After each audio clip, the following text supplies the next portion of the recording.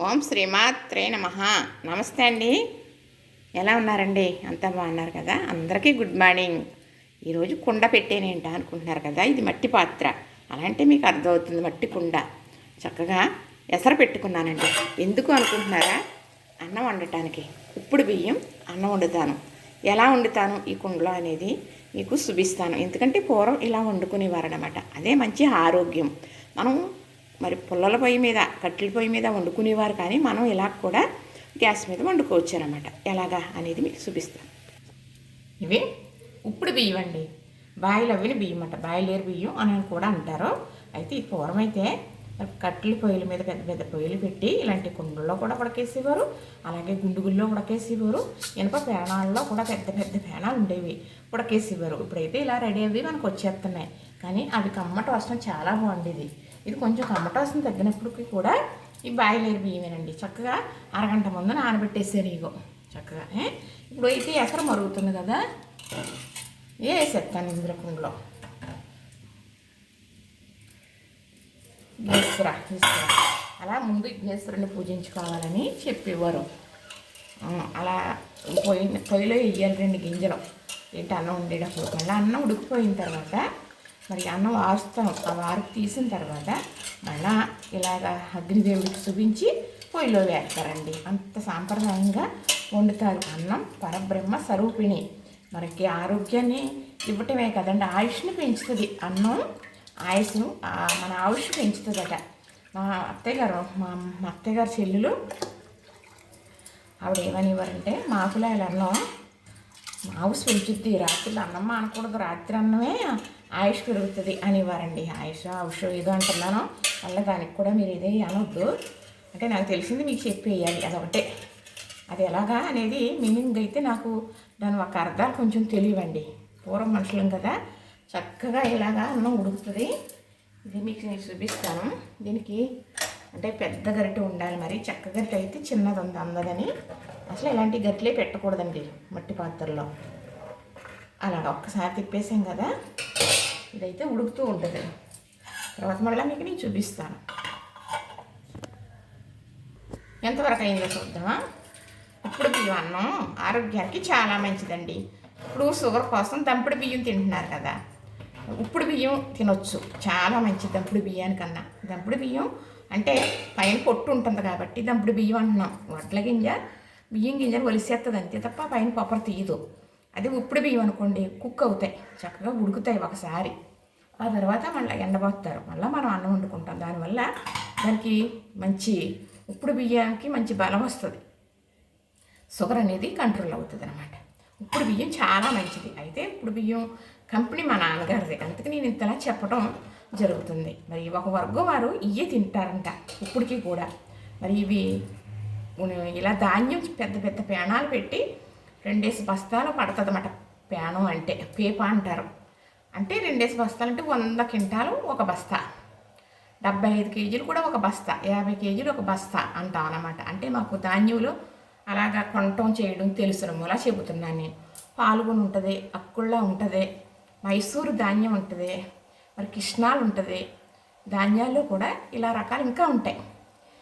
ఈసారి ఇది ఎందుకు అంటే తెలుస్తుందంటే, మరి పాల్గొన అంటే కొంచెం ఇప్పుడు బాస్మతి రైస్ ఉంటుందో చూసారా మనకి, పెద్దగా పొడవుగా అలాగా ఉంటుంది, పెద్ద గింజ అనమాట. అది తక్కువ రేటు ఉండేది.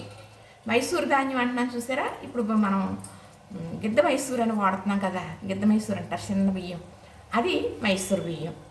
మైసూరు బియ్యం కట్ట అని అంటారన్నమాట. స్వర్ణ చాలా రకాలు ఉన్నాయి ఇందులో, కాకపోతే మైసూరు బియ్యానికి ఎక్కువ రేటు మాకు మా చిన్నతనంలో. ఇప్పుడు కాదు, ఇప్పుడు కూడా ఎక్కువ రేటే. ఇప్పుడు పాల్గొన బియ్యం లాగా ఉండేది బాస్మతి రైస్ అయితే అది చాలా గొప్ప రేటు కదండి. మరి రేటు ఉంటుంది, చక్కగా దాంతో పలావ్ చేసుకున్నా బాగుంటుంది. ఏవో కాదు కానీ వెజిటేబుల్తో చేసుకుంటే పలావు, మరి బాస్మతి రైస్ ప్రత్యేకంగా చాలా బాగుంటుంది.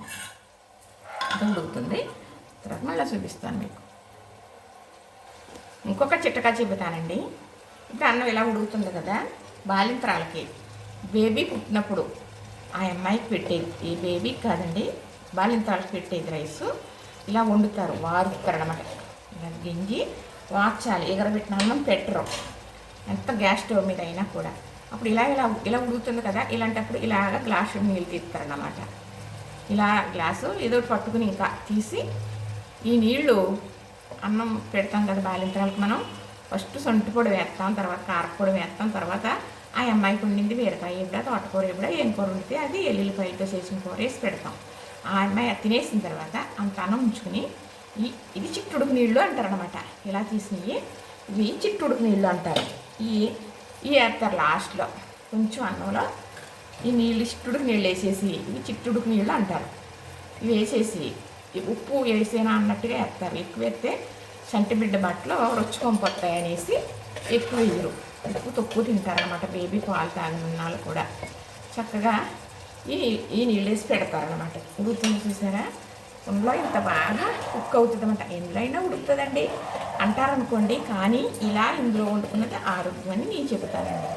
మరి ఇప్పుడు బియ్యం అంటే తొందరగా ఏమి ఉడికిపోదు తెలుసా, మరి చాలా టైం తీసుకుంటుంది చక్కగా. మరి మీకు చెప్పేది ఏంటంటే చిట్టుడుకు నీళ్ళు కూడా ఇలాగా వేసి బాలింతరాలకి ఇలా ఉడికేటప్పుడు తీసినవి వేస్తారు. అయితే ఈ మాటలు చెప్తున్నాను అనుకుంటారు. ఈ చిట్టుడుకు నీళ్ళు వేసిన తర్వాత ఇంత అన్నంలో ఇలా తాగాలి ఆవిడ.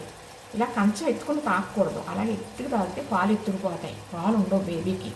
ఇలా తాగితే దోరుచుకుని తాగితే దోరాటం కింద పాలు పడతాయని చూసారా, పెద్దవాళ్ళు ఎంత గొప్పగా చెప్పారో అని. దోరాటం కింద పాలు పడతాయమ్మని అలా తాగమని వారు. నిజంగా పాలు పడతాయన్నమాట. మనం సొంతపొడి వేసాం, కారపొడి వేసాం, పచ్చిమ కూర ఏదో వండాం పెట్టాం కదా, అది అనేది వేడి రాకూడదు బేబీకి తల్లికి కూడా. అప్పుడు ఈ చిట్టుడికి నీళ్ళు తీసి అలా వేయాలన్నమాట. అలా తప్పనిసరిగా ఇలా పెట్టడం వల్ల లైఫ్లో ఆ అమ్మాయికి మంచి ఎన్నుబలం ఉంటుంది, చక్కటి పాలు పడి బేబీకి కూడా చాలా స్ట్రాంగ్గా తయారవుతుంది. ఈ పక్కన చిట్టు దాకా పెట్టేసండి. మరి ములక్కాడి ఉల్లిపాయ వేయించేస్తున్నాను. మరి ఓ పొయ్యి మీద అయితే ఓ పొయ్యి మీద ఇది పోవడం కూడా, కట్టెల పొయ్యిలు కూడా ఇక్కడ ఒక పొయ్యి ఉందనుకోండి, ఇక్కడ ఒక పొయ్య ఉండేది, ఇలాగా ఓ పొయ్యి ఉందనుకోండి, వాళ్ళ పక్కన పొయ్యి ఉండేది. ఈ మంట ఇల్లులాగా మధ్యలో రంధ్రం ఉండేది అనమాట. దాని మీద కూర, దీని మీద అన్నం కూడా వేసేసుకునేవారు. నీళ్ళు కాసుకోవాలంటే ఆ పొయ్యి మీద పెట్టుకునేవారు. పొయ్యి మీద అన్నం ఉడుకుతుంది అనుకోండి, మరి ఏమన్నా అంటే టీ కాసుకోవటాన్ని కాఫీ కాసుకోవటం అనేవారు, టీ పెట్టుకోవటం. అలాగా ఇంకా చాలా టైం పడుతుందండి ఉడకటానికి. ఇంకా ఉడుకుతుందండి, అంటే తగినంత వేడితో నీళ్ళు మరిగిన తర్వాత అన్నం మనం బియ్యం వేసిన తర్వాత సిమ్లో పెట్టేసామనుకోండి, అలాగా ఈ కుండ బాగా వీటమాట. ఇక్కడ పట్టుకుంటే ఉండదు, ఇక్కడ ముట్టుకోలేము, అలాగా ఉడకాలన్నమాట. బాగా సిమ్లో పెట్టేయాలి. ఇప్పుడు బియ్యం అనేది చాలా జాగ్రత్తగా వండాలి. మనం రైస్ కుక్కర్లో పెట్టేసి మనం ఈ బియ్యం వాడుకునే సన్నబియ్యం ఉంటాయి కదా, అలాగా గబగబా వండేసుకుంటాం. అలా కాదు, ఇది బాగా కుక్ అవ్వాలి. మరి ఇప్పుడైతే నేను ఈరోజు ములక్కాడ ఎగురొడుతున్నానండి. ఉప్పు కారం పసుపు వేసేసాను ఉల్లిపాయ వేగిన తర్వాత. ఇప్పుడు ఇందులో ములక్కాడ ముక్కలు వేస్తున్నాను.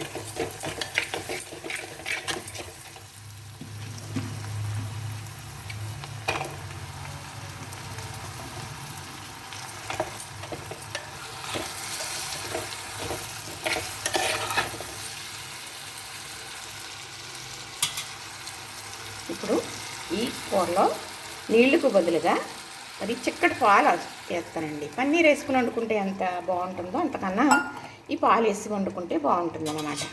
అంతేనండి. ఇది కూడా చిన్న మంట మీద ఉడకనిచ్చేసేమనుకోండి, మరి ఇది ఎంత బలమో ఎంత రుచో తెలుసా. మరి ఇలా వండుకుంటే చాలా బాగుంటుందండి. మా వారికి ఇలానే వండుతూ ఉంటాను.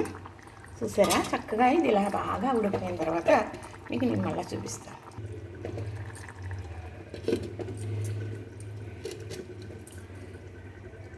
ఇప్పుడు ఈవిడ ఎంతవరకు అయిందో చూద్దాం. ఇంకా లేదండి, ఇంకా లేదు, చక్కగా ఉడకాలి. ఉడికితే అప్పుడు దీని ఒక్క విలువ. ఎందుకంటే ఇప్పుడు బియ్యం వండటం, కుండలో వండటం గొప్పని కాదు, చాలామంది చెప్పే ఉంటారు. మరి నా వయసు వాళ్ళు ఉంటే కొంచెం తెలిసే ఉంటుందని కూడా అంటాను. కానీ దీంట్లో ఒక విలువలు తెలుసు. నేను మరి మా నాన్నగారిది అయితే ఇప్పుడు బియ్యం వ్యాపారం కాబట్టి నేను ఇన్ని రకాల విలువలు బియ్యం గురించి చెప్పడానికి చెప్పగలిగాను. ఈ కుండలో అనేది పూర్వం అలా వండుకునేవారు. నిజంగా ఆరోగ్యమే, చక్కటి ఆరోగ్యం కలిగి ఉండేది. మరి కుండలో అన్నం వండుకోవడం, కుండలో కూర వండుకోవడం అది మట్టి పాత్రలో మామూలు విషయం కాదండి. ఇది మామూలు విషయం కాదు, ఇప్పుడు సాధ్యపడదు అన్నారని మనం ఎక్కడ అమ్ముతున్నారు కాబట్టి తెచ్చేసుకుంటున్నామా, 2 రోజులు మోజుతో చేసేసుకుంటున్నామా, 4వ రోజు 3వ రోజు పక్కన పెట్టేస్తున్నాం కదా. మరి పూర్వం ఇదే జీవనాధారం. వండేటప్పుడు కానీ కుండ పగిలిపోతే మళ్ళీ కుండ తెచ్చుకుని వండుకోవాలి తప్ప వేరే పాత్రలో పెట్టుకుని ఏమి ఉండే కాదండి. అంటే ఈ విలువలు చెప్పగలిగే శక్తి నాకు ఇచ్చాడా శివుడు అని మీకు చెబుతున్నాను. ఇలా అన్నం ఉడికేటప్పుడు ఇలా తిప్పి, అప్పుడు చెక్క తెడ్లు ఉండేయండి. తెడ్లు అనమాట, చెక్కతో చేసినాయి. కుండ దెబ్బతినేస్తుంది ఇలాంటి వాటికి, అందుకు చెక్క వాడేవారు. ఇలాగ అన్నం ఉడికిందా లేదా అని ఇలా నొక్కి చూసేవారు. ఇంకా ఉడకలేదని ఉడికేదాకా అన్నం వచ్చే వరకు కూడా 4-5 మాటలు చూసేవారండి. పూర్వం పద్ధతి అలా ఉండేది. మరి ఆ చెక్క గరిటితో తిప్పేవారు అన్నమాట, కుండకు దెబ్బ తగలదని. అలాగా అప్పుడు కూడా అయ్యే వాడుకునే వస్తువులు అన్నమాట. దగ్గరకు వస్తుందండి. పెద్దవారు ఏమనేవారు చెప్పనా? కూడైతే కుండుడు, పిండైతే పిడితిడే అనేవారు. అంటే పిండి ఆడించింది ఈ బియ్యమే పిండి ఆడించి మనం పిండి ఒక్క పెట్టేమనుకోండి, పిండి ముద్ద అంతే వస్తుంది. మరి అన్నం అయితే కుండ నిండా వచ్చింది కదా, అందుకును పిండి అయితే పిడుతుడు, కూడైతే కుండుడు అనేవారు అన్నమాట. అంటే కుండ నిండా వచ్చింది అని. మరి మా అత్తయ్య గారు చెప్పారని, మా అత్తయ్య గారు చెల్లుడు అంటున్నాను కదా, ఆవిడేమనేవారంటే అన్నం ఉడికేటప్పుడు లక్ష్మీనారాయణలో కలుస్తారు, అందుకే అన్నం ఎక్కువ అవుతుంది అనేవారండి. అన్నం ఉడికేటప్పుడు లక్ష్మీనారాయణలు కలుస్తారు, అన్నం ఎక్కువ అవుతుంది అనేవారండి. చక్కగా రైస్ దగ్గరికి వస్తుంది. మరి ఇది మీకు వాచి మరీ చూపిస్తాను నేను. చూసారా? మరి నేను ఈ 1/2 కేజీ బియ్యం అండి. ఎన్ని బియ్యమా అనుకుంటారా? ఇది 1/2 కేజీ బియ్యం ఉడికి కుండే. నేను కొనుక్కున్నాను అంటున్నాను కదా, 5 సంవత్సరాల కిందట కొనుక్కున్నానని ఇంతకుముందు వీడియోలో చెప్పడం జరిగింది. చక్కగా చూసారా? ఇదిగో ఇప్పుడు బియ్యం అంటే ఇదిగో చూసారా, ఇలాగా ఈ గంజి ఉంది చూసారా, ఇప్పుడు వారుతాను కదా, అది ఎంత కమ్మగా ఉంటుందో తెలుసా? మరి బాయిలవిని బియ్యం కదా, మనకి గిద్ద మైసూరు కూడా కొంచెం బాయిలవినియే, కానీ పూర్తిగా కాదు, మొత్తం కాదు. ఇవైతే మొత్తం బాగా బాయిలవిని అన్నమాట. ఇంకా గింజలా ఉందన్నమాట. ఇలా నొక్కితే నొక్కడిపోవాలి, మళ్ళా తర్వాత కుక్ అవుతుందని కాదు. చక్కగా సిమ్ములో ఎంతసేపు ఉడికింది చూసారా? ఇది చక్కగా అయిపోయిందండి. ఇప్పుడైతే వంచుతాను. ఇది వంచి మీకు నేను చూపిస్తాను.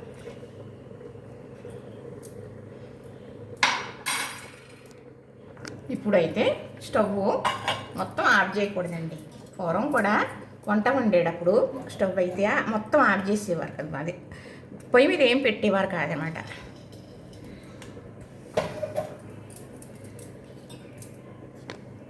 ఇప్పుడు వాడ్చే విధానం చూపిస్తున్నాను మీకు. చక్కగా ఇలా వాడ్చాలండి. అప్పుడైతే కుదురు అని ఉంటుంది అనమాట. మట్టి పొయ్యిలు కదా, పక్కనే కుదురు అనేది ఉంటుంది అనమాట.